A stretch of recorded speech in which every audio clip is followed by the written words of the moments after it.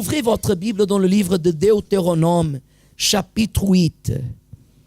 Chacun de nous doit aussi s'arrêter un peu et investir à chaque jour qui passe, investir au niveau du caractère, investir au niveau de notre vie spirituelle.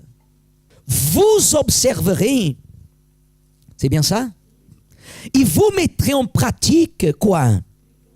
Tous les commandements que je vous prescris aujourd'hui, afin que vous viviez, que vous vous multipliez et que vous entriez en possession du pays que l'Éternel a juré de donner à qui?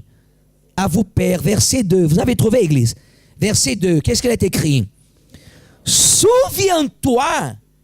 Regardez ce que Dieu demande. Souviens-toi de tout le chemin que l'Éternel, ton Dieu, t'a fait faire pendant ces 40 années dans le...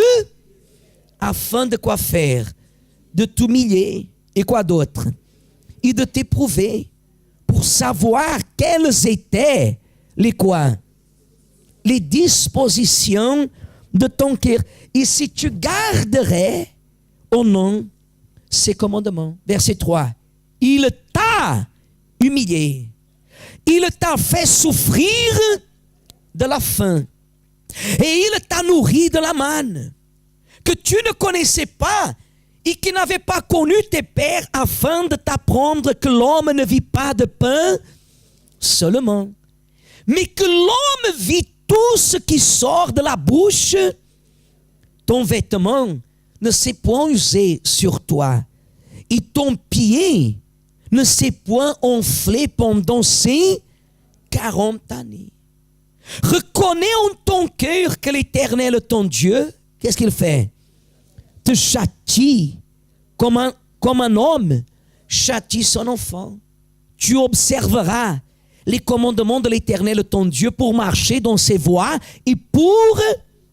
Car l'Éternel, ton Dieu, va te faire entrer dans un bon pays, pays de cours d'eau, de sources et de quoi? Et de lacs qui jaillissent dans les vallées et dans les montagnes. Pays de froment, quoi d'autre? D'orge, quoi d'autre? Et encore, et encore, et encore, et encore. Pays où tu mangeras du pain avec abondance, où tu ne manqueras. Pays dont les pierres sont du fer, et les montagnes duquel tu tailleras les reins. Lorsque tu mangeras et te rassasieras, tu béniras l'Éternel ton Dieu pour le bon pays qu'il t'a donné. Regardez, pour le bon pays qu'il t'a donné. Mais pour que la personne puisse se rappeler et remercier Dieu du bon pays que l'Éternel lui a donné, qu'est-ce que la Bible dit? Qu'elle doit passer par l'humiliation. Mais la Bible ne dit pas que c'est le diable qui va nous humilier. La Bible dit que Dieu t'a humilié. Et l'humiliation de Dieu, Église, regardez ici le pasteur. L'humiliation que Dieu permet que nous affrontions, ce n'est pas pour nous rendre dans la honte, mais c'est pour former notre caractère. Il t'a humilié. Parce que des fois, la personne devant les hommes, elle est humble. Mais devant Dieu elle-même, elle sait qui elle est. Et lorsque c'est Dieu qui nous humilie, ce n'est pas pour nous faire du mal, mais c'est pour nous faire du bien.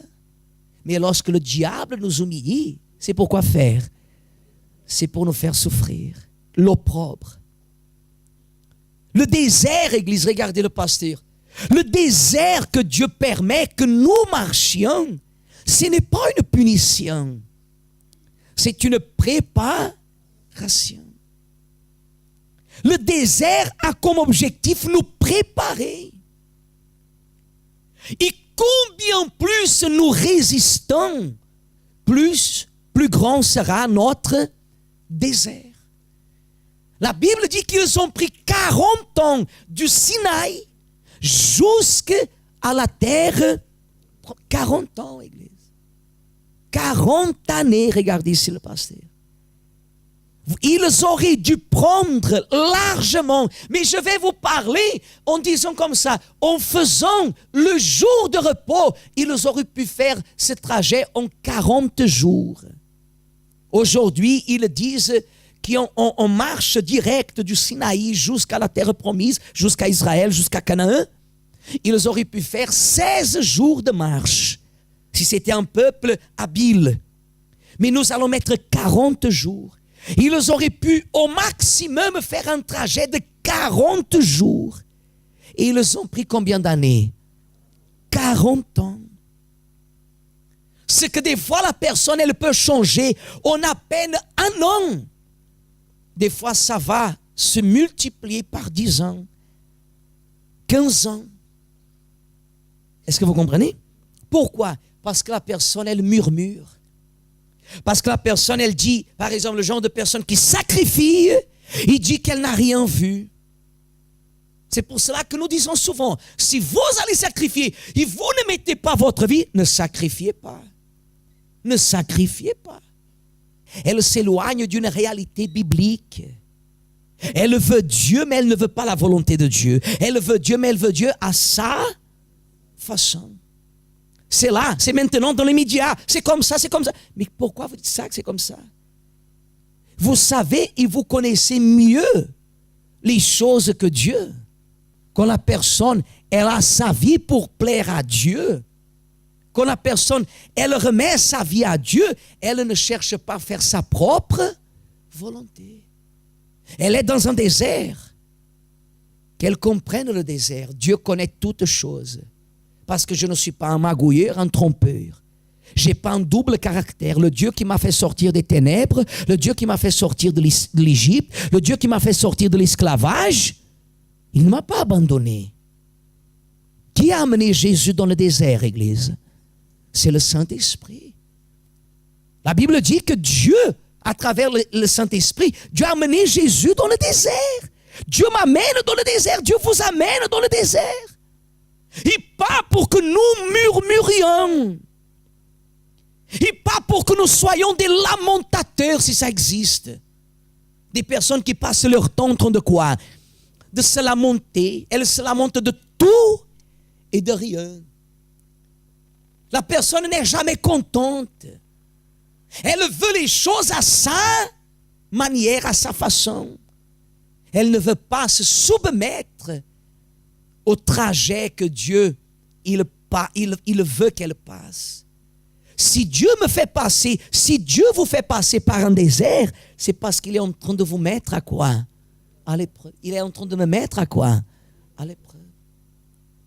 Et Dieu, la Bible dit, il nous a fait marcher à pieds nus. Mais nos pieds ne se sont pas gonflés. Les vêtements, la Bible dit, ne se sont pas usés. Pourquoi? Parce que la personne, elle passe par ces épreuves et elle demeure comment?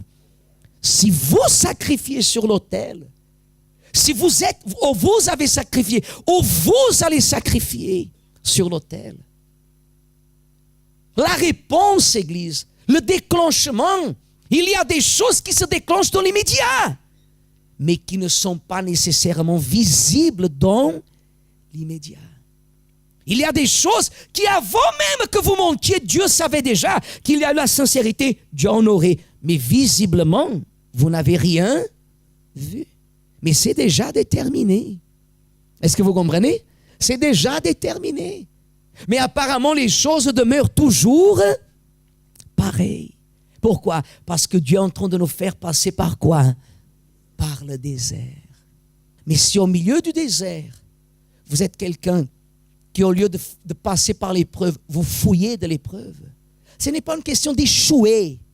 C'est une question de se détourner. C'est une question de refuser. C'est une question de ne pas vouloir évoluer. Parce que le désert, Église, il brise notre orgueil. Quand la personne passe par le désert, elle paie le quoi? le prix. Elle paie le prix. Et le désert, Église, le désert, c'est le milieu du chemin. C'est le pont qui existe entre le Sinaï et la terre promise. Et ceux qui arrivent, combien de personnes en 2016, on n'est pas encore arrivé à la fin de l'année, mais combien de personnes ont échoué dans le désert de 2016? Combien de personnes ont échoué? Combien de personnes? Et vous savez ce qu'il arrive quand la personne se la monte dans le désert? Le misérable diable, le serpent vient. Et qu'est-ce qu'il fait? Il caresse la personne pour profiter du moment, quoi faire? Pour la mordre. C'est comme ça que le diable travaille. Combien de personnes dans l'année 2016, elles ont échoué? Parce que dans le désert, elles n'ont pas su se maintenir comment? Ferme. Le sacrifice, Église, nous maintient toujours comment? Ferme.